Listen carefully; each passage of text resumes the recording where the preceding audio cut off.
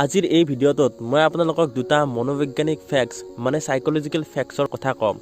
গতিকে facts number 1, আপোনালোকে দেখিব যে যিবিলাক মানুহৰ আইকিউ লেভেল বেছি আছে তেওঁলোকে সকলো মানুহৰ লগত সহজতে মিলি নাযায়, মানে তেখেতসকলে অকমান অকলে থাকিব বিচাৰে।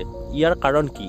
ইয়াৰ কাৰণ হৈছে যে তেওঁলোকৰ আইকিউ লেভেল ইমানেই বেছি যে তেওঁলোকে নিজৰ মগজুতে প্ৰব্লেমবিলাক সলভ কৰিব চাই থাকে।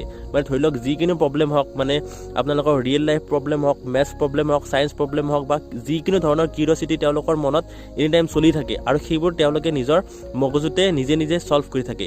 সেইবাবে তেওঁলোকে বেলেগৰ লগত কথা পাতিব বা বেলেগৰ লগত এনেকৈ ফ্ৰী হ'ব সময় নাপায় বা তেওঁলোকৰ ভাল নালাগে, কাৰণ তেওঁলোকে নিজৰ মাজতে নিজৰ প্ৰব্লেমবোৰৰ সলিউশ্যন বিচাৰি থাকে।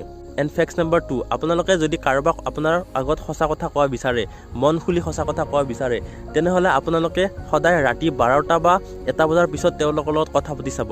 তেতিয়া তেওঁলোকে 90% চান্স থাকে যে আপোনালোকে সঁচা কথা ক'ব বা সঁচা কথা নক'লেও একদম মিছা কথাও নকয়।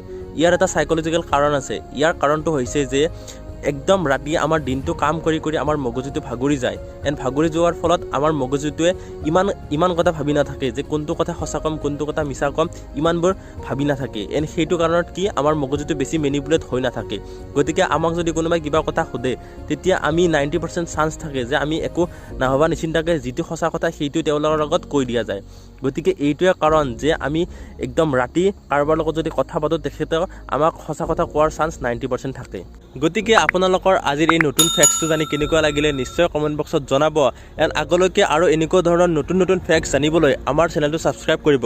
গতিকে ভিডিঅ'টো চোৱাৰ বাবে বহুত ধন্যবাদ।